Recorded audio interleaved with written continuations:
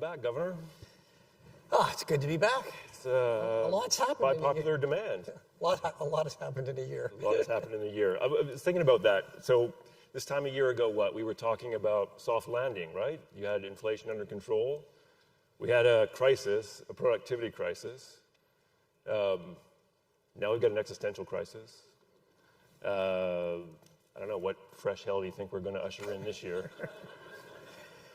Oh boy. I didn't necessarily mean you have to answer that, but if you'd like to, keep going. Well, I will just sort of review where we were last year. I mean, last year at this time, honestly, I was feeling pretty good. You know, we got inflation down. Inflation was 2%. We had started bringing interest rates down. We were starting to see some green shoots. Growth was starting to pick up, and it did pick up through the end of the year and even into the start of this year. Unemployment rate was coming down. You know, nobody said we could engineer a soft landing. I was feeling pretty good. Yes, we had a 25-year productivity problem, and after 25 years, yeah, you got to declare this isn't just a problem, it's an emergency. So there were, you know, we were leaving a lot of money on the table as a country. There was a lot of things we could do to increase our growth rate. You know, the difference a year makes is, you know, now we're not looking at foregoing an opportunity. Now we're trying to get back to where we were. Actually, I heard a great new word over lunch. We're not trying to get back. We're trying to, you know, what was it? What was the word at lunch? Bounce forward, right? Bounce forward. Yes, bounce back. We got to bounce forward. Well, let's get to some ideas about how we might bounce forward a bit later. But I want to pick on that. I would pick up on how bad it feels. Certainly, in the months following our conversation last year, it started to feel really, really bad. Liberation Day came and everything it looked like it was over. Here was the next global recession facing us, but that didn't happen, right? The global economy is still okay, right? Everybody's sort of starting to revise up their growth estimates. Markets certainly are undaunted by anything that they're seeing. So, I mean, you have lots of conversations, obviously, given what you do and how long you've been doing it. You know, a lot of people out there, you're talking to people all the time. What is going on in the global economy? I mean, and maybe the other way to ask that question is do we overreact to tariffs? Maybe are they as bad as we thought they were going to be maybe this time, you know, in January or February? Well, the level of tariffs that is in play, of U.S. tariffs that are in place, look, they're not nearly as high as they were on April 2nd, but they're the highest they've been in 80 years, more than 80 years, since the 1930s. So no, I don't think we're overdoing it on tariffs. You know, if you look at the global economy, you're right. It has been impressively resilient to the tariffs, to the uncertainty created by dramatic shifts in U.S. policy. I mean, the IMF has revised their growth down a bit since what they saw a year ago. So have we, for globally. But yeah, top line growth is not so bad. I do think this is going to be a structural adjustment, and I'll come back to that. And so you're going to see the effects play out over time if there isn't a change. And you can already see, if you look at specific areas, particularly trade, you can see the effects quite dramatically. I mean, exports of other countries to the United States, particularly China, the European Union, and Canada, down sharply. You are seeing, at the same time, you're seeing countries trying to increase their trade with non-U.S., with other countries. China has very impressively actually pretty much filled, they exports to the U.S. down a lot. They've increased their exports to Southeast Asia, to Europe. It's largely replaced the lost. Now for Canada, that's a lot harder. 75% of our trade is with the United States.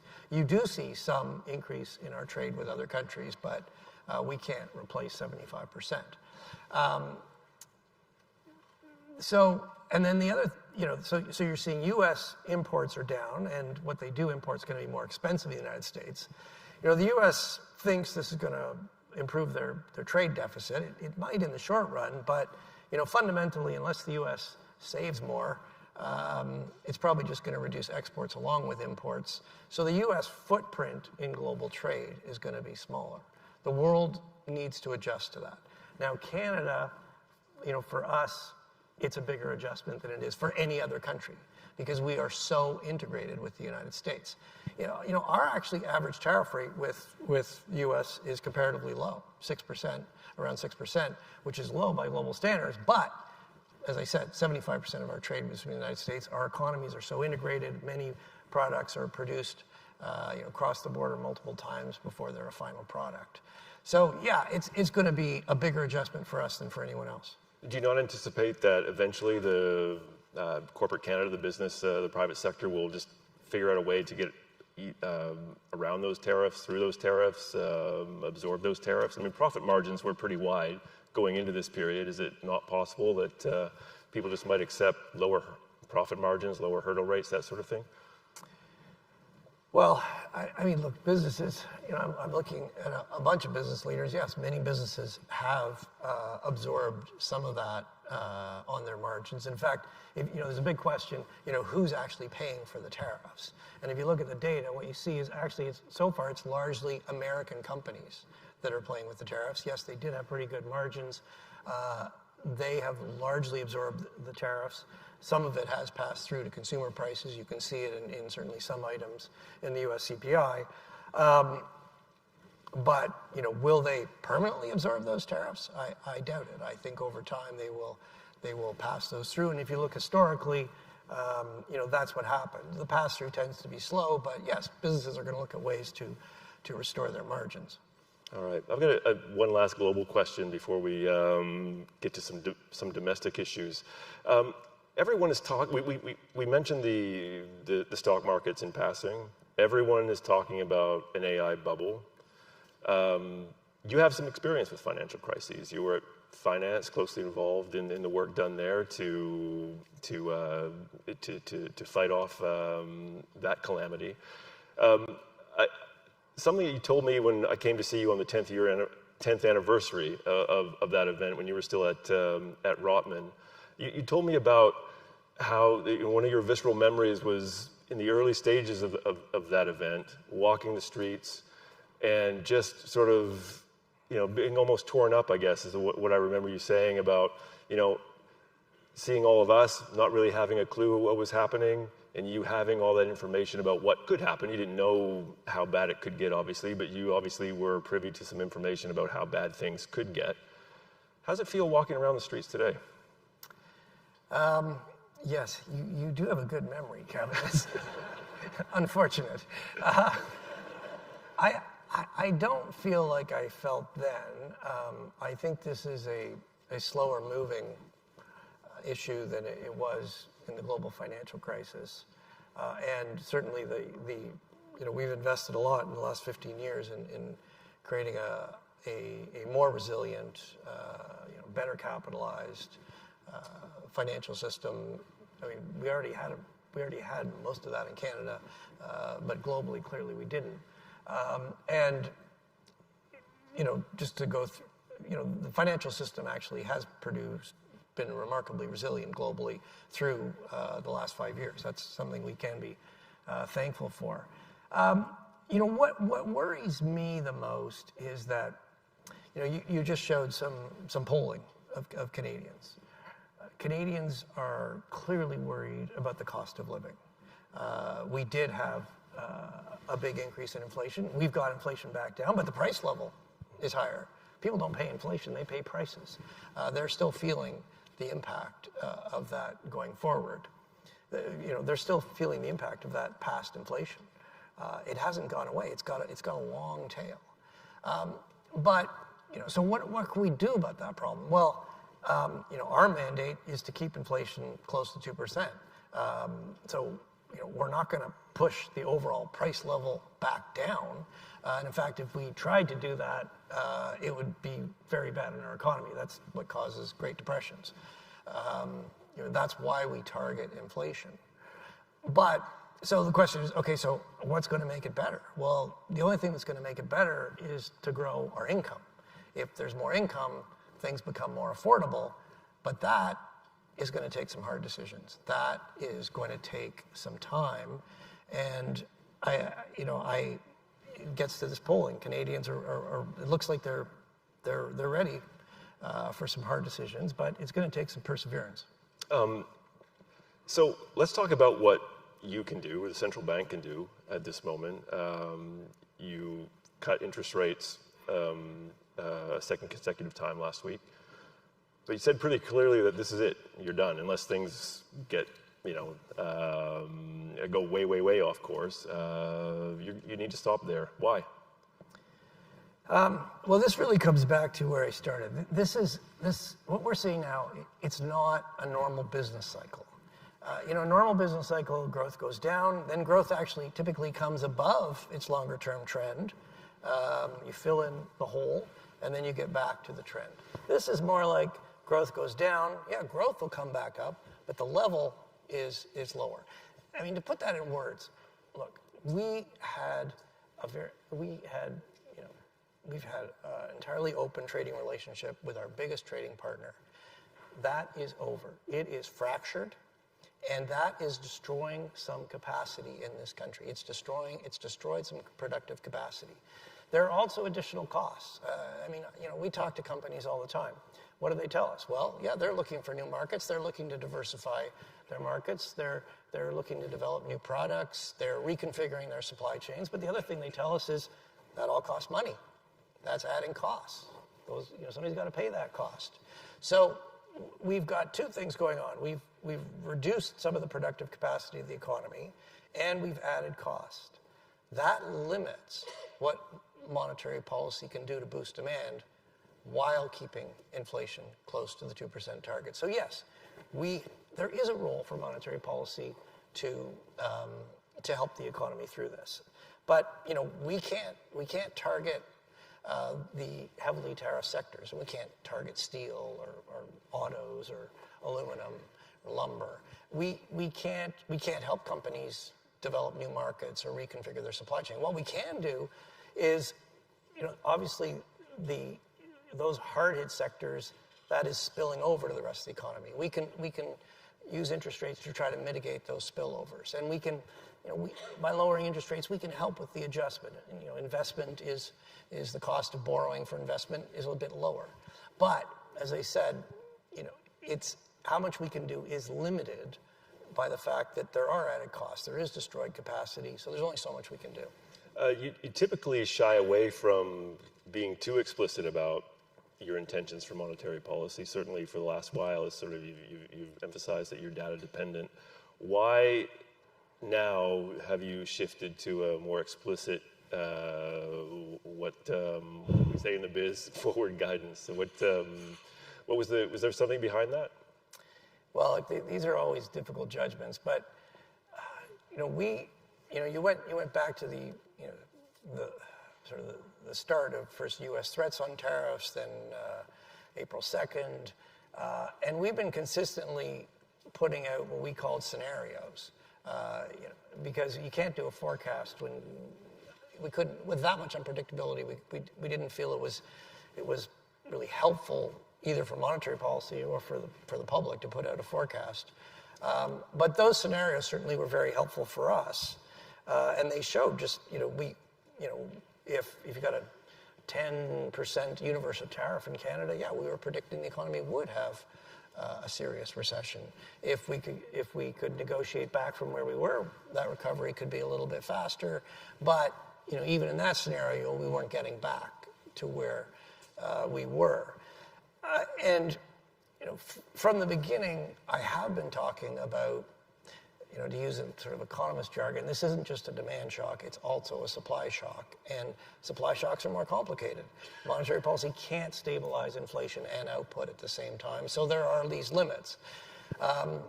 And I've been talking about that, but it's been kind of a theoretical statement. But now it's become, we feel that with our interest rate at the low end of what we call our neutral range, it's providing some stimulus. That's, that is helping with this adjustment. But yeah, I mean, based on, and I would underline the conditionality of this statement, based on our current outlook with the current tariffs that are in place, yes, we think monetary policy is in about the right place to provide some support while keeping inflation well controlled. We've also said, look, if the situation changes, we're certainly prepared to adjust. We recognize there's still a lot of uncertainty. Every business, you're all facing it. How would you describe your confidence that you do have inflation under control? I mean, you talked about how the cost of living isn't going to plummet, and we don't want it to, but you feel like you've got at least the rate of change under control based on your latest communications. But what sort of confidence level would you attach to that? Look, we're worriers. We always worry. So, I mean, looking at inflation, headline inflation has been close to 2% for about a year. If you look at what we call our preferred measures of core inflation, which try to strip out some of the volatile components, they've been sticky at around 3%. So we are, and you can see some of those cost pressures that I talked about coming through. We look at a whole range of indicators beyond these preferred measures of core. They tend to be running a bit below core, but our assessment overall is still underlying inflation is about 2.5. So that is a bit of a concern. And what you worry about is that headline inflation is going to adjust up to those rather than those adjusting down to 2%.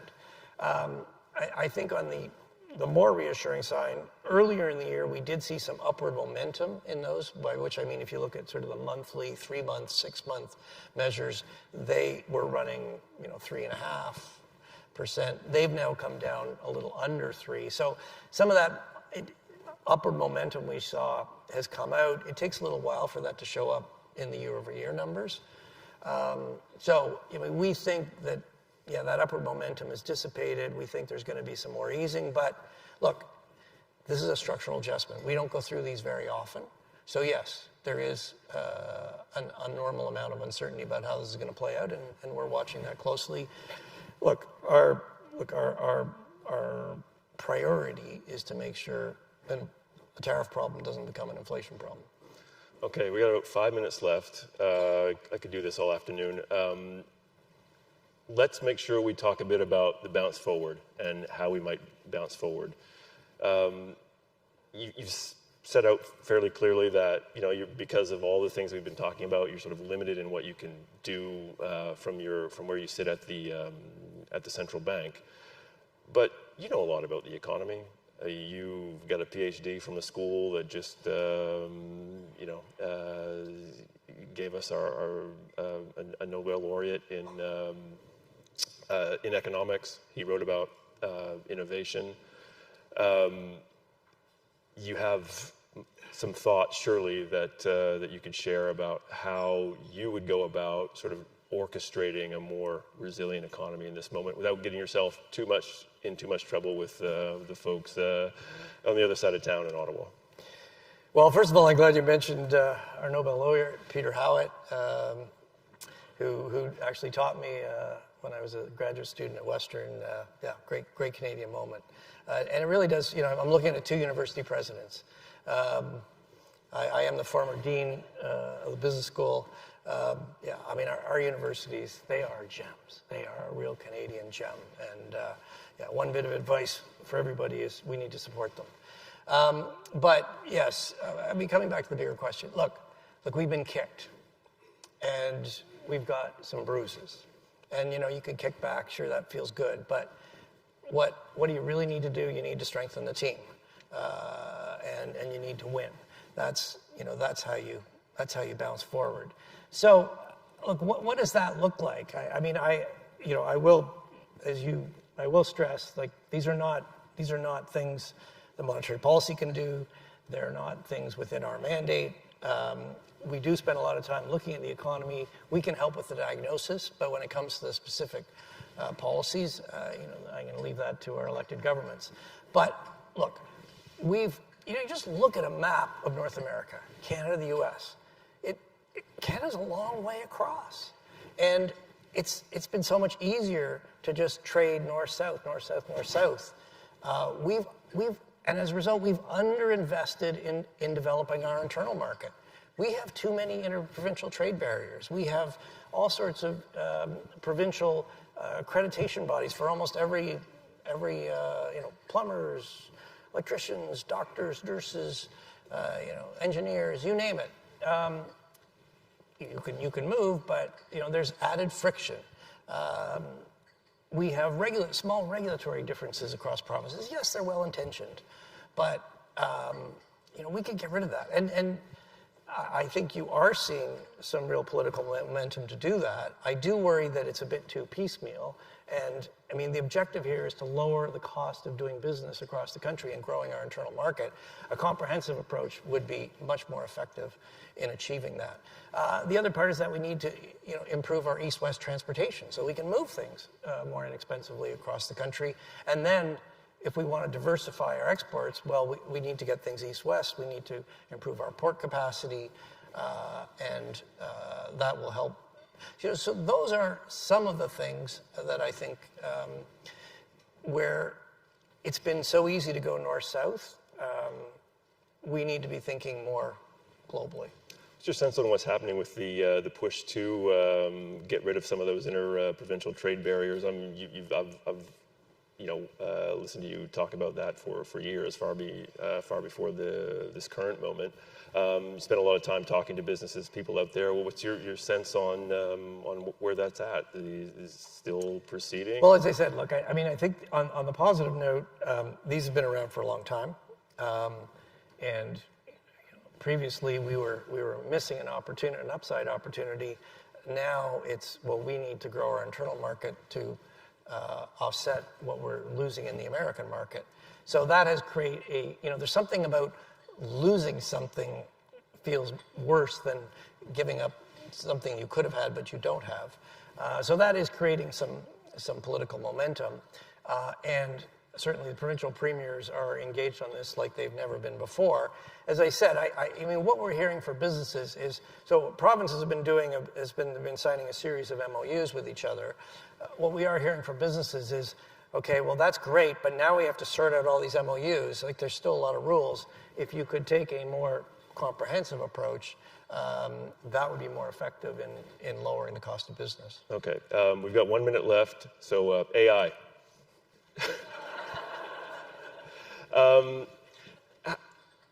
Yeah, I know. How are you thinking about AI? I mean, maybe that's the way we can do it. What's your mental model for thinking through this moment?